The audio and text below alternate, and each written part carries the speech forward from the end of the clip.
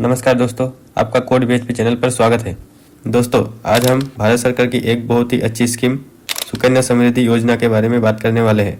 इस स्कीम में आप कम से कम 250 रुपये से इन्वेस्टमेंट शुरू करके 70 लाख रुपए तक का एक बड़ा अमाउंट अपने बेटी की शादी या पढ़ाई के लिए जमा कर सकते हैं। सुकन्या समृद्धि योजना से रिलेटेड अगर आपके मन में कोई भी सवाल है, इन सभी सवालों का जवाब आपको इस वीडियो में मिलने वाला है, तो वीडियो को आखिर तक बिना स्किप किए जरूर देखना। चलिए सबसे पहले हम ये जान लेते हैं सुकन्या समृद्धि योजना क्या है और ये योजना सरकार द्वारा क्यों लाई गई है। ये योजना भारत सरकार द्वारा जनवरी 2015 में बेटी बचाओ बेटी पढ़ाओ अभियान के तहत शुरू की गई थी, ताकि गरीब घर की बेटियां भी पढ़ाई कर सके और अपने पैरों पर खड़े हो सके।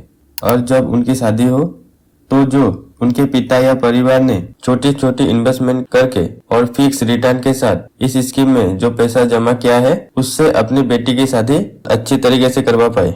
चलिए अब बात करते हैं इस स्कीम में कौन कौन निवेश कर सकता है और इसके लिए क्या क्या डॉक्यूमेंट जरूरी है।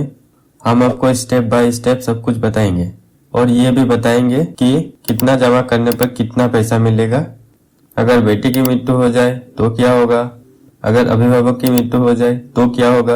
ये सभी जानकारी हम इस वीडियो में आपको देने वाले हैं। चलिए पहले बात कर लेते हैं इस स्कीम में कौन कौन खाता खुलवा सकता है और ये योजना का फायदा कौन कौन उठा सकते हैं।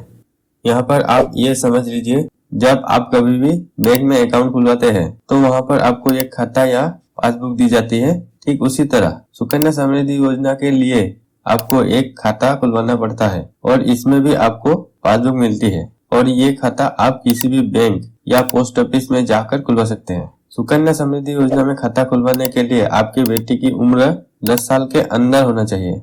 ये खाता सिर्फ बेटियों के नाम से खोला जाता है, बेटों के नाम से नहीं। ये योजना सभी धर्म और सभी जातियों के लिए है, बस उन्हें भारत का नागरिक होना चाहिए और बेटी की उम्र 10 साल से कम होनी चाहिए, तब वो अपना खाता खुलवा सकते हैं। सुकन्या समृद्धि योजना के लिए एक और जरूरी बात यह है कि आप ज्यादा से ज्यादा अपनी 2 बेटियों के ही खाता खुलवा सकते हैं। अगर किसी के पास 3 बेटियां हैं तो वो सिर्फ 2 बेटियों के नाम से ही खाता खुलवाया जा सकता है, लेकिन तीसरे के लिए अनुमति नहीं है। हालांकि इसमें भी एक कंडीशन है। मान लीजिए एक परिवार में पहले एक बेटी पैदा हुई और फिर दूसरी बार जुड़वा बच्चे पैदा हुए, वो भी दोनों बेटियां हैं, तो उस कंडीशन में वो 2 बेटियों के नाम से खाता खुलवा सकते हैं। जब भी आप बैंक या पोस्ट ऑफिस खाते के लिए आवेदन करने जाते हैं तो जिस भी बेटी का खाता खुलवाना चाहते हैं उसकी आधार कार्ड की फोटोकॉपी जमा करनी होती है। अगर आधार कार्ड नहीं बना है तो जन्म का प्रमाण पत्र भी दे सकते हैं। इसके साथ बेटी के पिता का आधार कार्ड या फिर जो भी संरक्षक है, जैसे माता पिता, चाचा चाची, दादा दादी, उनकी आधार कार्ड की फोटोकॉपी भी जमा करनी होगी। अब जान लेते हैं सुकन्या समृद्धि योजना में खाता खुलने के बाद आप कितना पैसा इन्वेस्टमेंट करेंगे तो कितना पैसा मिलेगा। तो इसमें आप कम से कम 250 रुपए से लेकर 1,50,000 रुपए तक एक वर्ष में इन्वेस्टमेंट कर सकते हैं। मतलब आप जब से सुकन्या समृद्धि योजना का खाता खुलवाया है तब से लेकर एक वर्ष में 250 रुपए से लेकर 1,50,000 तक कोई भी अमाउंट इन्वेस्ट कर सकते हैं। मतलब 365 दिन के अंदर अंदर आप कितना भी अमाउंट इन्वेस्ट कर सकते हैं। अब आपके मन में यह सवाल होगा, इस स्कीम में कितने साल तक इन्वेस्टमेंट करना होगा। तो इसका जवाब है 15 साल तक।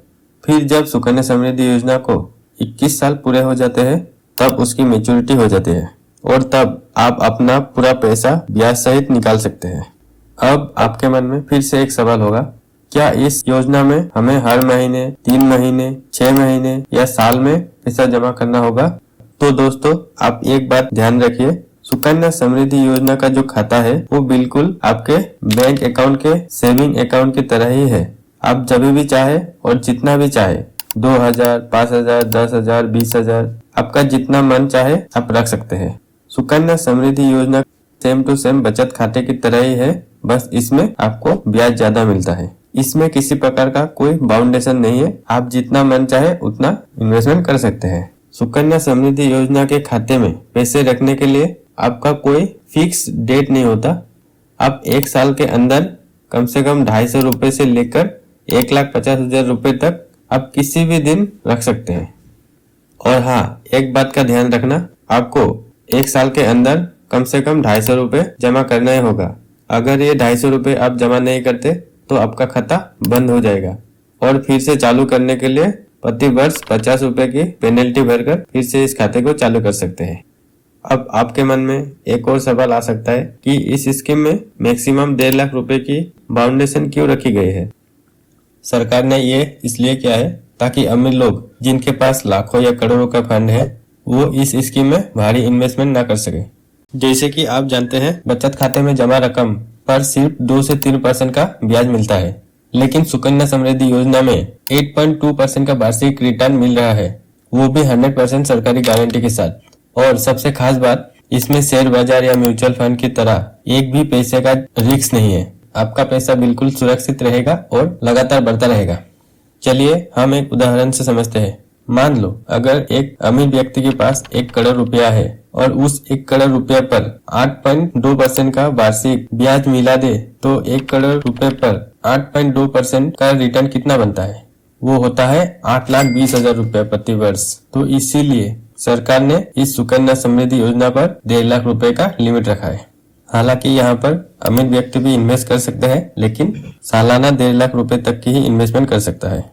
सुकन्या समृद्धि योजना का जो वार्षिक ब्याज दर है वो आपके सामने रखा गया है। यहाँ पर आप देख ही सकते हैं अभी इस साल 2025 में जो ब्याज दर चल रहा है वो है 8.2% का। तो दोस्तों मान लेते हैं आपकी बेटी की उम्र अभी 5 साल है। आप ये खाता 1 साल से लेकर 10 साल की उम्र के बीच कभी भी खोल सकते हैं, लेकिन यहाँ हमने 5 साल की उम्र मानकर कैलकुलेशन किया है। अगर आप चाहे तो 3 साल, 2 साल, 1 साल या 7, 8 किसी भी साल का कैलकुलेशन कर सकते हैं और वो सभी कैलकुलेशन सेम ही होगा। अगर आप 2025 में बैंक या पोस्ट ऑफिस जाकर सुकन्या समृद्धि योजना में खाता खोलते हैं और 8.2% की वार्षिक ब्याज दर से कैलकुलेट करते हैं और हर साल 20,000 रुपए का इन्वेस्टमेंट करते हैं तो आपको 15 साल यानी 2039 तक आपको पैसा जमा करना होगा। उसके बाद अगले 7 साल तक कोई निवेश करने की जरूरत नहीं है, लेकिन खाता चालू रहेगा और उस पर ब्याज मिलता रहेगा। जब आपकी इस स्कीम की 21 साल पूरी होगी यानी 2046 में, तब आपको पूरा पैसा ब्याज सहित मिल जाएगा। अगर आप सालाना 20,000 का निवेश करते हैं तो 15 साल बाद कुल इन्वेस्टमेंट 3 लाख होगा। इस पर 8.2% का वार्षिक ब्याज के अनुसार 21 साल पूरा होने तक 6,23,677 रुपए का ब्याज मिलेगा और मैच्योरिटी वैल्यू भी जोड़ दे तो आपको कुल 9,23,677 रुपए मिलेगा। उसके बाद अगर आप सालाना 50,000 रुपए का इन्वेस्टमेंट करते हैं तो 15 साल बाद आपका कुल इन्वेस्टमेंट 7,50,000 रुपए का होगा। इस पर 8.2% का वार्षिक ब्याज के अनुसार 21 साल पूरा होने तक आपको 15,59,177 रुपए का ब्याज मिलेगा और जब आप मैच्योरिटी वैल्यू को भी जोड़ देते हैं तो कुल 23,09,177 रुपए मिलेगा। अगर आप सालाना 1.5 लाख रुपए का इन्वेस्टमेंट करते हैं तो 15 साल बाद कुल इन्वेस्टमेंट 22,50,000 रुपए का होगा। इस पर 8.2% का वार्षिक ब्याज के अनुसार 21 साल पूरा होने तक आपको 46,77,531 रुपए का ब्याज मिलेगा और जब आपके मैच्योरिटी की वैल्यू भी जोड़ेंगे तो आपको कुल 69,27,531 रुपए मिलेगा।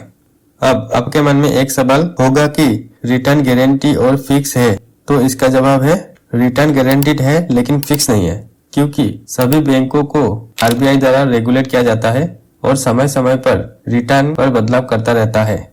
और एक बहुत ही जरूरी बात, अगर ये योजना में किसी भी बच्चे के पिता ने खाता खुलवाया और 4-5 साल बाद पिता की मृत्यु हो जाए तो उस स्थिति में क्या होगा? अगर पिता की मृत्यु हो जाए तो पिता के मृत्यु का प्रमाण पत्र जमा करके पैसा निकाला जा सकता है, या फिर अगर घर का कोई और सदस्य खाता चालू रखना चाहता है तो वो सालाना 250 रुपए से 1,50,000 के बीच कोई भी राशि जमा करके अपना खाता चालू रख सकता है। अब आप पूछेंगे अगर पिता जीवित है लेकिन बेटी की मृत्यु हो जाती है तो क्या होगा? जो पिता ने बेटी की शादी या पढ़ाई के लिए जमा किया था उसका क्या होगा? तो दोस्तों ऐसी स्थिति में सरकार कहती है क्योंकि ये खाता बेटी के नाम से खोली गई थी, इसलिए पिता को बेटी का मृत्यु का प्रमाण पत्र जमा करने के बाद ब्याज सहित पूरा पैसा निकाल कर खाते को बंद करना अनिवार्य है।